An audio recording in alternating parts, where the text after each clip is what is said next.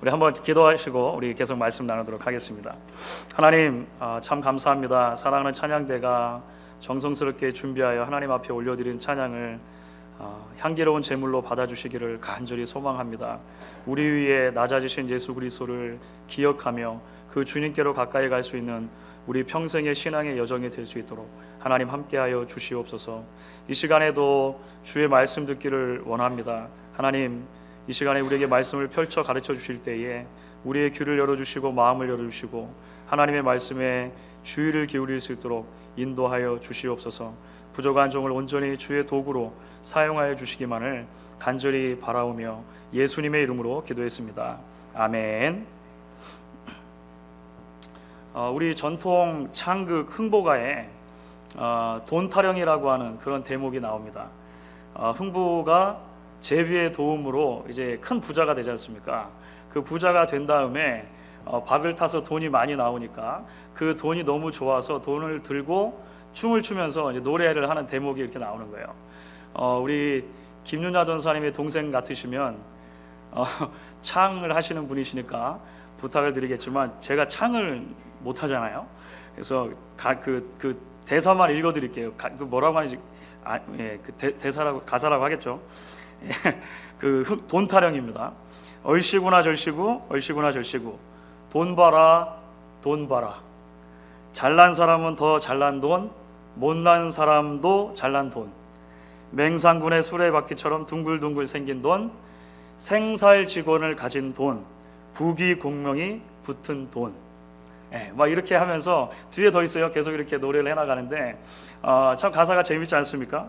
잘난 사람을 더 잘나게 만들어주는 것도 돈이고 못난 사람도 잘나게 만들어주는 것이 돈이다, 이렇게 노래하는 거예요.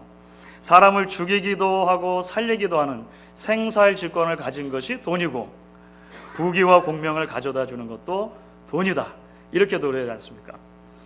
사실 그런 것 같습니다. 우리가 살고 있는 세상의 일반적인 원리와 믿음은 바로 돈에 대한 이런 생각들을 가지고 있는 거죠. 뭐니 해도 그 다음 뭐죠? 머니가 최고다. 우리 그렇게 흔히들 얘기하잖아요. 뭐니 해도 머니가 최고다. 이런 생각들 우리 안에 여전히 있는 것 같습니다. 그런데 여러분, 하나님 나라의 원리는 그렇지가 않죠. 흥보가에 돈 타령이 있다면 교회는 요즘에는 잘 부르지 않는 것 같아요. 근데 제가 어렸을 때 주일학교 때 많이 불렀던 그런 찬송이 하나 있습니다. 돈으로도 못 가요 하나님 나라, 힘으로도 못 가요 하나님 나라, 거듭나면 가는 나라 하나님 나라, 믿음으로 가는 나라 하나님 나라. 어렸을 때 그 찬양 얼마나 많이 했는지 몰라요. 이 얼마나 간결하고 분명하게 복음의 핵심에 대해서 이야기하고 있는지 알 수가 없습니다. 그러니까 하나님 나라에 합당한 사람 어떤 사람인가? 부자도 아니고 권력자도 아니다라고 하는 것입니다. 돈이 많다고 해서 구원을 살 수 있는 것이 아니고, 내가 권력이 있다고 힘이 있다고 해서 하나님 나라의 문을 내가 억지로 열 수 있는 것도 아니기 때문에 그렇다고 하는 것이죠. 오늘 우리가 함께 나누는 이야기는, 함께 읽은 이야기는 우리에게 참 잘 알려져 있는 복음서의 한 대목의 이야기입니다. 그리고 이 이야기는 이와 같이 돈으로도 못 가고 힘으로도 못 가는 하나님 나라의 그 성격에 대해서 어떤 이야기보다도 더 생생하게 우리에게 가르쳐주고 있는 말씀인데, 우리가 이 말씀을 계속해서 함께 나누면서 하나님께서 우리에게 주시는 말씀, 메시지를 같이 마음에 품을 수 있으면 좋겠습니다. 오늘 말씀은 이렇게 시작을 해요. 17절 말씀을 보시면 이제 배경적으로 이렇게 설명을 합니다. 예수께서 길에 나가실 새 한 사람이 달려와서 꿇어 앉아 묻자오되, 선한 선생이며 내가 무엇을 하여야 영생을 얻으리까? 오늘 본문과 같은 이야기가 마태복음과 누가복음에도 기록이 되어 있습니다. 그러니까 마태, 마가, 누가 모두에 이 이야기가 다 소개되고 있다라고 하는 것이죠. 마태복음, 마가복음, 누가복음에서 공히 이 사람에 대해서 어떻게 설명을 하냐면, 이 사람이 부자였다라고 설명을 합니다. 재물이 많은 사람이었다, 큰 부자였다, 이렇게 설명을 해요. 그런데 마태복음과 누가복음에서는, 오늘 우리 함께 읽은 본문인 마가복음에서는 이야기하고 있지 않는 이 사람의 정체에 대해서 좀 더 자세한 설명을 덧붙이고 있습니다. 마태복음에서는 이 사람이요 청년이었다고, 특별히 찝어서 이야기를 해요. 청년, 젊은 사람이었다는 것이죠. 누가복음에서는 반면에 이 사람이 관원이었다라고 기억합니다. 그러니까 나라에서 일을 하는 사람이었다, 이렇게 소개를 해주고 있는 것이죠. 그러면 이 이야기들을 다 종합해서 보면 이제 이 사람이 어떤 사람이었는가 정체를 우리가 조금 더 잘 알 수 있습니다. 이 사람은 어떤 사람입니까? 젊은 나이에 권력과 돈을 다 한꺼번에 얻은 그러니까 성공한 사람의 전형의 모습이라고 하는 겁니다. 그렇죠? 남부럽지 않은 재물이 있을 뿐 아니라 남들이 다 부러워하는 사회적인 위치에까지 오른 소위 말하는 성공한 젊은 프로페셔널. 그렇죠? 그 사람의 모습이 바로 이 젊은 관원의, 부자 관원의 모습이었다라고 하는 거예요. 그런데 왜 이 사람이 예수님을 찾아왔습니까?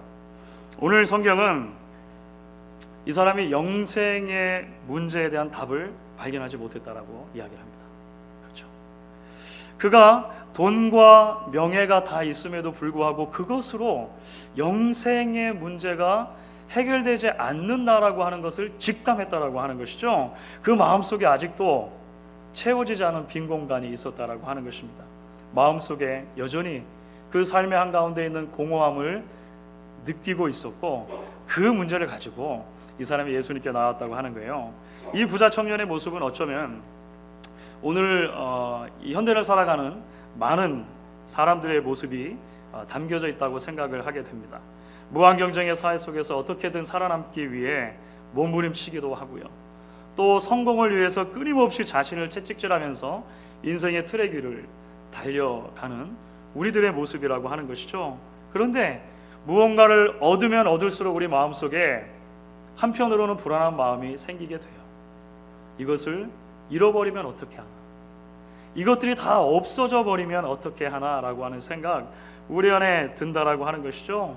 마음속에 무엇인지 설명은 되지 않는데 갈증과 같은 것, 목마름 같은 것이 존재한 채로 살아가는 그런 많은 사람들이 여전히 있다라고 하는 것입니다. 오늘 예수님께서 이런 영혼의 문제를 가지고 나온 부자 청년에게 몇 가지 답변들을 주시는데요. 사실 이 답변들을 우리가 차근차근 이제 짚어가다 보면 예수님께서는 이 부자 청년이 주님께 나와서 영생의 문제를 가지고 왔는데 실제로 그 영생의 문제가 그 마음속에 어떤 깊은 본질적인 문제와 연관이 되어 있다고 하는 것을 드러내 주십니다. 그것이 무엇이냐면 마음속에 주인이 누구이냐라고 하는 이 문제가 굉장히 중요하다. 예수님 오늘 여러 이야기를 통해서 이제 이야기를 해주려고 하시는 거예요. 그러니까 지금 영생의 문제를 가지고 나와왔는데 사실 그 마음속에 해결되어야 할 문제가 있다. 예수님 말씀하시는 거죠. 이 부자 청년의 상태를 그대로 설명해서 이야기를 하자면 좀 더 쉽게 풀자면 이런 것입니다. 영생의 문제는 결국 그 마음속에 돈을 주인으로 삼을 것인가, 예수 그리스도를 주인으로 삼을 것인가, 이 둘 사이에 결단해야 하는 문제다라고 하는 것을 예수님께서 이야기를 해주시는 거예요. 예수님께서 이 이야기를 해주시기 위해서 한 번에 이 이야기를 던지지 않으세요. 그러니까 한 번에 재물의 문제를 가지고 들어오시는 게 아니란 말이죠. 오늘 이야기를 천천히 읽어가다 보면 예수님께서 단계적으로 이 사람의 마음속에 이제 이 핵심적인 주제를 던져주시는 것을 보게 됩니다. 오늘 먼저 예수님께서는 이 사람이 나와서 뭐라고 이야기를 처음에 합니까? 선한 선생님이여, 내가 무엇을 하여야 영생을 얻으리까? 이렇게 인사를 하면서 묻지 않습니까? 예수님은 이렇게 묻는 이 부자 청년에게 먼저는 이렇게 말씀하셨죠. 우리 같이 한번 18절 말씀을 읽어보도록 하겠습니다. 내가 어찌하여 나를 선하다 일컫느냐? 하나님 한 분 외에는 선한 이가 없느니라. 여러분, 이게 무슨 말일까요? 선한 선생님이요, 내 영생의 문제를 가지고 왔습니다. 이렇게 했는데 예수님께서는 거기다 대고 곧바로 왜 나를 선하다고 하느냐? 하나님 외에는 선한 분이 없다.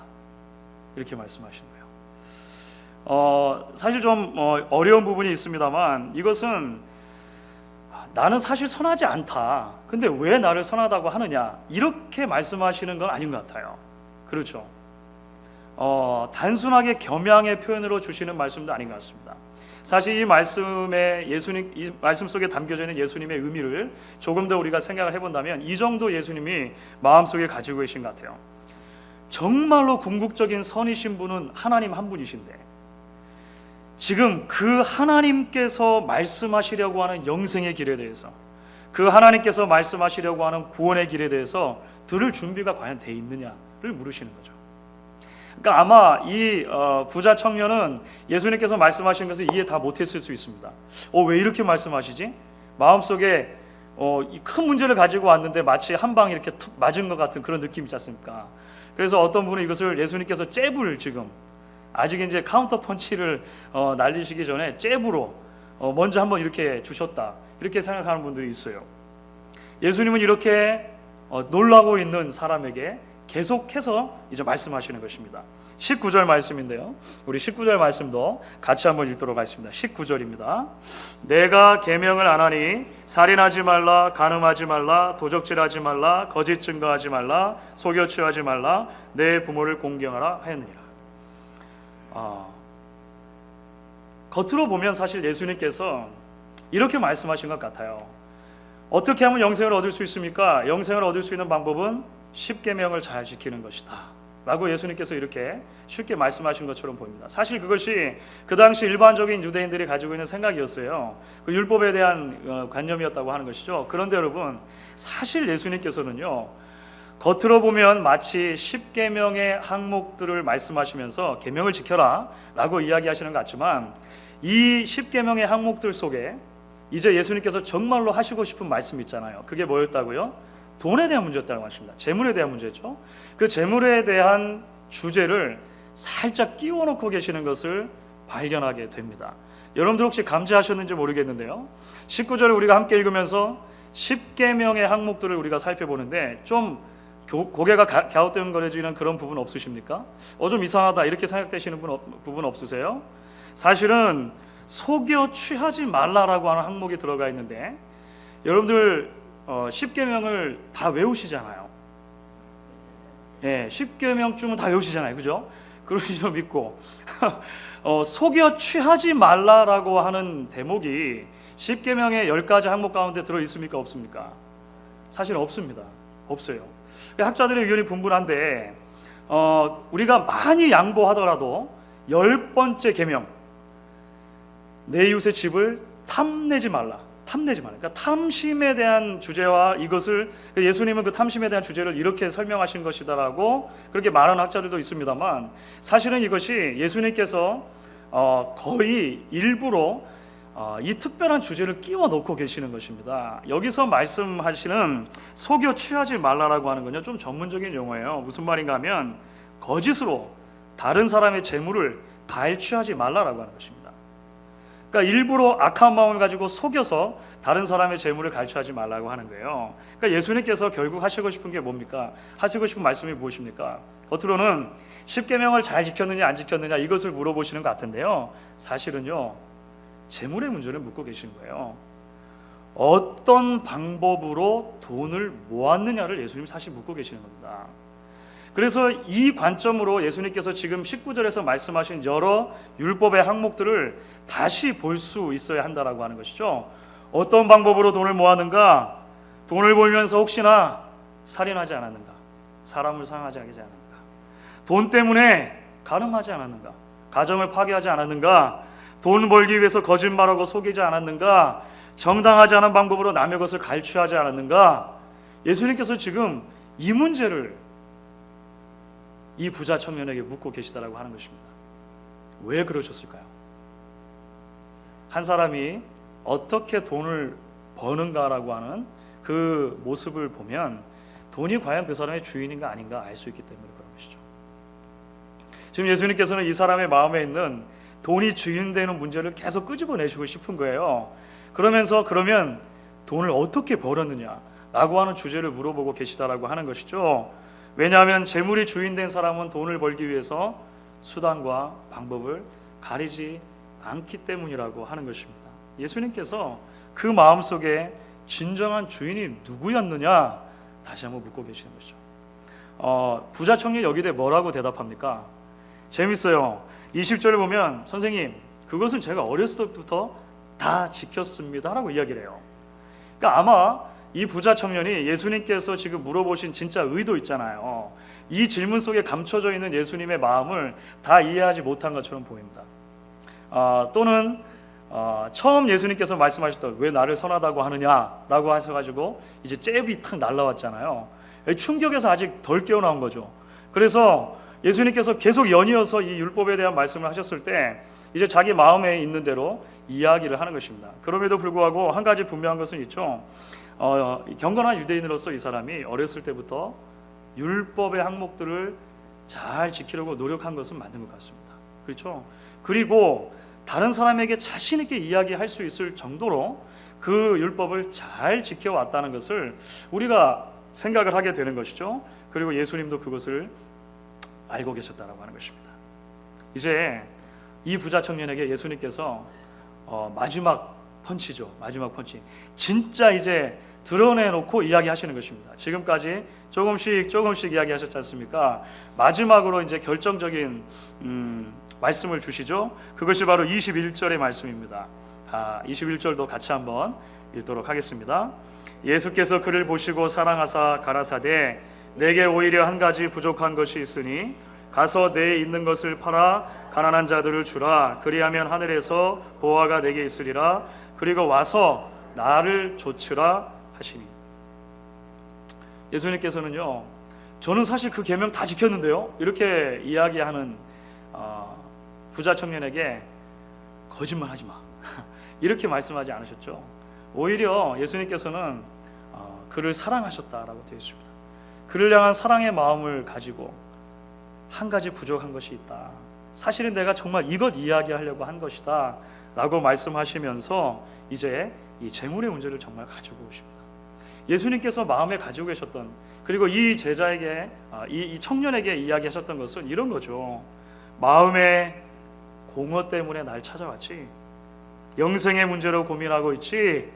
너의 문제는 돈이 인생의 주인이라고 하는 거야. 어떻게 알 수 있냐고? 극단적으로 그 돈이 다 없어진 인생을 한번 상상해 볼 수 있겠니? 그리고 그 돈이 다 없어진 상태에서 나만 바라보고 나를 따라오며 살 수 있겠니?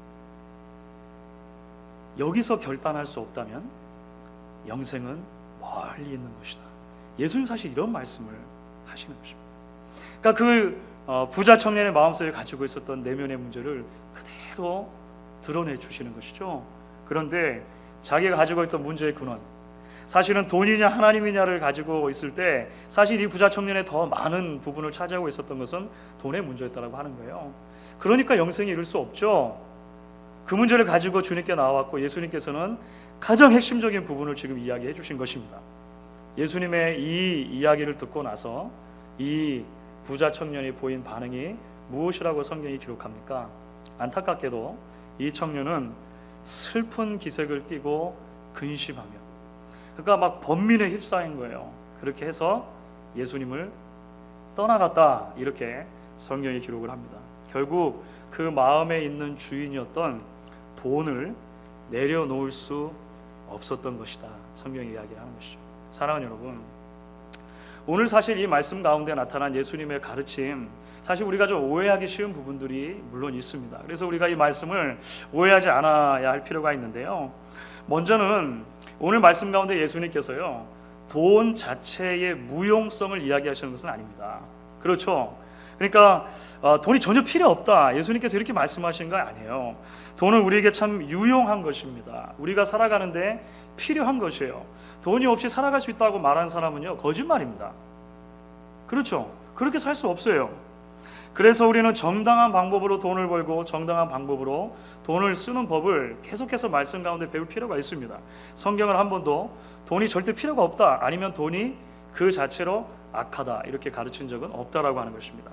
그렇기 때문에 오늘 말씀 속에 예수님께서 말씀하신 것은 이것도 아닙니다. 그러니까 돈을 모아서 부자가 되는 것은 죄다, 예수님 그렇게 말씀하시는 겁니까? 그렇게 말씀하신 것도 아니에요. 그렇죠? 돈을 모으는 행위, 부를 축적하는 모든 행위가 다 죄다, 예수님 그렇게 말씀하신 건 아닙니다. 성경은 한 번도 우리에게 그렇게 이야기한 적이 없어요. 성경은 아주 단순하게 부자는 다 악하고 가난한 사람은 다 착하다, 이렇게 말합니까? 그렇지 않아요. 성경이 그렇게 단순하게 이분법적으로 우리를 나누지 않는다는 것입니다. 그러면 예수님께서 오늘 이 말씀 가운데 우리에게 이야기하시려고 하는 것이 무엇입니까? 그것은 부의 위험성이죠. 돈의 위험성입니다. 돈이 그 자체로 악하기 때문에 위험합니까? 그런 것이 아니라 돈을 대하는 우리의 죄악된 마음이 악하기 때문에 이 돈에 우리는 언제든지 무한정한 힘을 실어줄 수 있는 가능성이 있다는 거예요. 이 돈이 그래서 엄청난 파워를 가질 수 있다는 것입니다. 그 돈의 파워가 얼마나 큽니까? 마음속에 주인의 자리를 쉽게 차지할 만큼 돈의 파워는 크다라고 하는 거예요. 그래서 한 사람의 인생을 지배해버리는 돈이 가진 강력한 파워 때문에 성경은요, 이 재물이라고 하는 것, 돈이라고 하는 것을 하나님의 자리를 쉽게 대체해버릴 수 있는 것이라고 비교해서 이야기를 합니다. 그렇죠? 그렇게 잘 얘기하는 부분들이 없어요. 그런데 돈은, 재물은 하나님과 겸하여 섬길 수 있는 것이 아니다라고 얘기해요. 그만큼 위험한 파워가 그 안에 있고 우리가 그렇게 쉽게 부여하기 때문이라고 하는 것입니다. 대표적인 말씀이 마태복음 6장 24절이죠. 산상수훈 가운데 예수님께서 주신 말씀입니다. 우리 같이 한번 읽어보도록 할게요. 마태복음 6장 24절 말씀 같이 읽겠습니다. 한 사람이 두 주인을 섬기지 못할 것이니 혹 이를 미워하면 저를 사랑하거나 혹 이를 중히 여기며 저를 경히 여김이라. 너희가 하나님과 재물을 겸하여 섬기지 못하느니라. 사실 이 부자 청년이 예수님을 떠난 뒤에 예수님께서 제자들을 모아놓고 하신 말씀도 같은 내용입니다. 결국은 예수님께서 제자들을 모아놓고 어떤 말씀을 주십니까? 아주 유명한 말씀이죠. 부자가 천국에 들어가는 것이 어렵다.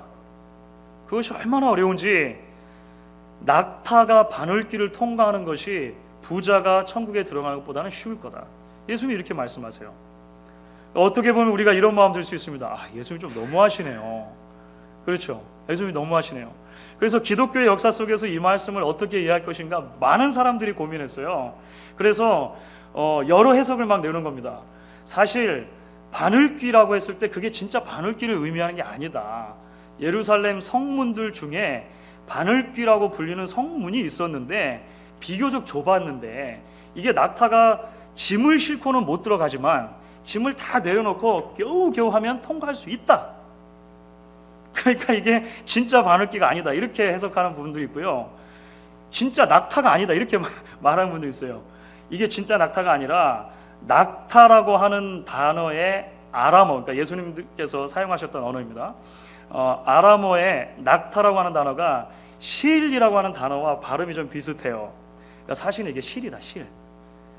그러니까 실이 뭉툭할 때는 바늘귀에 끼는 게 힘들잖아요. 그러면 어떻게 하면 바늘귀에 낄 수 있죠? 네, 침 바르면 되죠. 침 발라가지고 잘 끼며 들어간다. 그러니까 이게 전혀 불가능한 것을 얘기한 게 아니다. 이렇게 이제 이해하려고 하는 사람들이 많이 있었어요. 그런데 사실 예수님 말씀하신 건 명확합니다. 그렇죠. 예수님 말씀하신 것은요 명확한 겁니다. 부가 그만큼 위험하다고 하는 것이죠. 재물이 가진 파워는 얼른 우리 안에 있는 주인된 자리를 차지해버릴 만큼 힘이 세다라고 하는 것을 예수님이 말씀해 주시는 거예요. 이것은 가난한 사람들에게나 부자들에게 다 적용될 수 있는 것입니다. 가난하다고 해서 돈에서 자유롭습니까? 그렇지 않아요. 부자라고 해서 돈에서 자유롭습니까? 그렇지 않아요.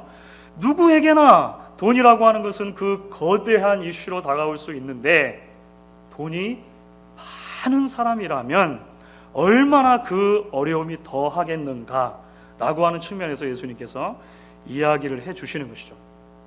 여러분, 그렇기 때문에 영생의 문제와 관련해서 예수님께서 돈인가 예수인가 물으실 수밖에 없다라고 하는 것입니다. 왜 그렇습니까? 돈이 마음속에 주인이 돼버리고 나면 예수님께서 들어오실 자리가 없다라고 하는 것이죠. 그래서 예수님께서는 끊임없이 계속 이 얘기를 주시는 거예요. 마음의 주인 자리에 돈이 있는가 예수가 있는가 좀 돌아보아라 이렇게 말씀을 해 주시는 것입니다. 여러분, 이것은요 단순히 내가 가진 재물로 때에 따라서 좀 착한 일을 하고 이웃을 섬기는 데 사용하라는 말씀 정도가 아니라는 것을 좀 기억하실 수 있으면 좋겠습니다. 여러분, 이 부자 청년이요 평소에 다른 사람들을 구제하는 일을 했을까요 안 했을까요? 이 사람이 경건한 유대인이라면, 그리고 내가 이 계명을 다 지켰음이라고 말할 수 있을 정도의 경건함을 가진 사람이라면요, 유대인들이 늘상 하는 대로 11조하고 금식하고 기도하고 구제하는 일을요 빠뜨리지 않았을 것입니다. 자기 자신의 재물의 일부를 떼어서 분명히 구제하는 데 사용했을 거예요. 그런데 문제는 무엇입니까? 예수인가 돈인가 라고 하는 문제 앞에서, 그렇죠? 그러니까 나의 마음의 주인이 예수냐 돈이냐라고 하는 아주 간단한 물음 앞에서 그는 돈을 선택할 수밖에 없었다라고 하는 것입니다. 왜 그렇습니까? 예수가 없는 인생은, 하나님이 없는 인생은 괜찮지만 돈이 없는 인생은 불가능한 거예요. 상상할 수 없는 것이죠. 그래서 그렇게 결단하는 것입니다. 그래서 이 부분을 해석하면서 팀 켈러라고 하는 목사님이 이렇게 설명을 하세요. 사람이 돈에 눈이 멀면 자신의 진정한 영적 상태를 전혀 보지 못한다. 부의 한 복판에서도 자신의 진정한 영적 상태를 보려면 반드시 하나님의 기적적이고 은혜로운 개입이 필요하다. 이런 말씀을 하십니다. 그렇기 때문에 사랑하는 여러분, 우리는 어떻게 돈이 주인되고 돈이 지배하는 이 세상 속에서 우리의 영적인 상태를 똑바로 바라보고 영생에 이르는 길을 찾아갈 수 있는가라는 질문을 우리가 던질 수 있게 되는 것입니다. 어떻게 그것이 가능합니까? 사실 성경은 우리의 관심을 또 다른 한 명의 부자 청년에게 향하기를 원하세요. 누구보다도 부자셨지만 그 부와 명예를 저와 여러분을 위해 기꺼이 아끼지 않고 내버리신 한 부자 청년이시죠. 바로 예수 그리스도이십니다. 어떤 분은 그래서 이 부분을 주석하면서 예수님께서 이 청년을 사랑하여 라고 하는 표현이 특별히 등장하잖아요. 성경 가운데 예수님께서 물론 사랑이시고 사랑 자체이시지만 한 개인을 사랑하여 라고 표현한 부분은 사실 좀 드뭅니다. 그런데 이 사람 사랑하셨어요. 많은 사람들이 생각하기를 이 청년과 예수님이 거의 동년배셨을 것이라 생각을 합니다. 예수님의 나이도 30대 초반의 나이셨겠잖아요. 그렇죠. 예수님은 오늘 당신께 나왔던 부자 청년보다도 그 부자 청년이 상상할 수 없을 만한 부자셨죠. 그렇죠. 하나님의 모든 부요와 모든 풍요로움을 그 안에 가지신 분이 바로 예수 그리스도라고 하는 것입니다. 그런데 그 주님께서 자신의 부를 버리시고 자신의 부요함을 기꺼이 포기하시고 이 땅에 내려오셨어요. 왜 그렇습니까? 자신 앞에 서 있는 그 부자 청년을 위해서였고 오늘 이 자리에 예배하고 있는 저와 여러분을 위해서였다라고 하는 것입니다. 그래서 고린도후서 8장 9절 말씀을 보시면 이런 놀라운 말씀이 기록이 되어 있습니다. 고린도후서 8장 9절을 우리가 같이 한번 읽으시면 좋겠습니다. 우리 주 예수 그리스도의 은혜를 너희가 알거니와 부요하신 자로서 너희를 위하여 가난하게 되심은 그의 가난함을 인하여 너희로 부요케 하려 하심이니라. 여러분, 그렇기 때문에 하나님 나라에 합당한 사람은 어떤 사람입니까? 역설적이죠. 하나님 나라에 합당한 사람은 자신이 이룬 그 어떤 것, 자신이 가진 그 어떤 것으로도 나는 그 하나님의 나라에 합당하지 않다라고 말하는 사람이에요. 오직 나를 위해서 모든 것을 포기하시고 십자가 지신 그 예수 그리스도가 아니고서는 내게 참된 구원이 있을 수 없다라고, 그 주님만이 나의 주인이 되신다라고 고백하며 붙드는 사람이라고 하는 것입니다. 여러분, 예수님께서는요, 부요함인가 죄인의 구원인가 라고 하는 문제 앞에서 고민하지 않으셨습니다. 여러분, 그 죄인의 자리에 우리 자신의 이름을 대입시켜 보시면 어떻겠습니까? 예수님께서는 하늘 보좌인가 죽은 자의 구원인가 문제 앞에서 슬픈 기색을 띠고 근심하며 떠나가지 않으셨다라고 하는 것입니다. 왜 그렇습니까? 사랑하시기 때문이죠. 사랑하시기 때문입니다. 전혀 사랑을 받을 자격이 없는 우리를 위해 오늘 말씀 이후에 이제 32절부터 34절 말씀을 보면요, 예수님의 고난이 또 한 차례 예고가 돼요. 바로 연결되어지는 말씀입니다. 예수님께서 능욕 받으시고 침뱉음 당하시고 채찍질 당하시고 결국은 죽임을 당하셨다라고 하는 것이 오늘 말씀이 우리에게 증언해주는 우리를 향한 주님의 희생이었다라고 하는 것입니다. 여러분, 기독교 역사에 아주 오래도록 남을 이름 중에 니콜라스 폰 진젠도르프라고 하는 분이 있습니다. 이름이 어렵죠. 독일 이름인데요. 그냥 진젠도르프 백작이라고 우리가 많이 알려져 있습니다. 우리에게 흔히 이렇게 잘 알려지지는 않지만 경건한 복음주의 운동 가운데 모라비안 교파라고 있습니다. 모라비안 교파. 필라델피아 다운타운 시내에 가면 모라비안 길이 있어요. 예전에 거기에 모라비안 교회가 있었습니다. 그래서 그런데 모라비안 교파라고 하는 그 교파의 창시자이기도 해요. 이 진젠도르프 백작은 1700년도에 독일의 아주 유력한 귀족 가문에서 태어나요. 굉장히 큰 막대한 부를 소유한 그런 사람이었습니다. 그런데 이 진젠도르프 백작이 무엇으로 유명하냐면 평생을 사는 동안에 자기가 가진 재물을 모두 다 가난한 사람들과 어려운 사람들 복음을 위해서 이제 사용을 해요. 그래서 마지막에 그 사람이 눈을 감을 때쯤 되었을 때 그에게 남은 것이 거의 없었을 정도로 자신의 모든 것들을 다 들여서 하나님을 섬겼던 그런 사람으로 기록이 됩니다. 어떻게 그것이 가능했을까요? 이 진젠도르프 백작이 어떻게 회심을 하게 되었는가와 관련해서 일화가 하나가 전해집니다. 이 진젠도르프가 19살 때였습니다.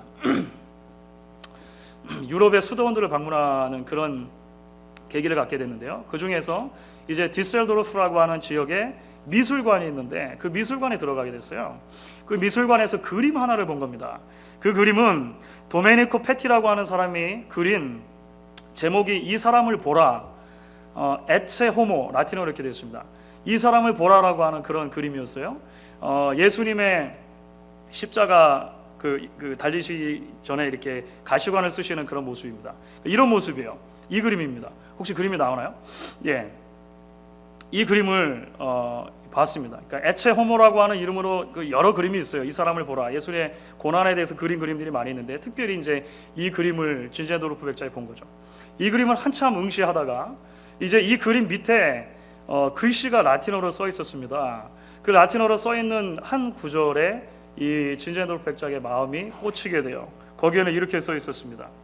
나는 너를 위해 이 모든 고난을 당했건만 너는 나를 위해 무엇을 하려느냐 라고 하는 것입니다.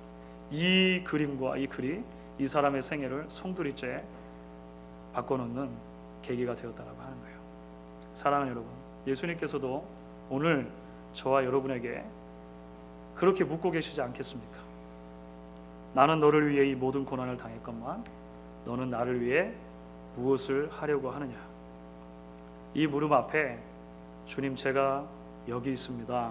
믿음으로 응답하며 결단하실 수 있는 저와 여러분 되실 수 있기를 주의 이름으로 간절히 축원합니다. 우리 같이 찬양하시고 기도하시면 좋겠습니다.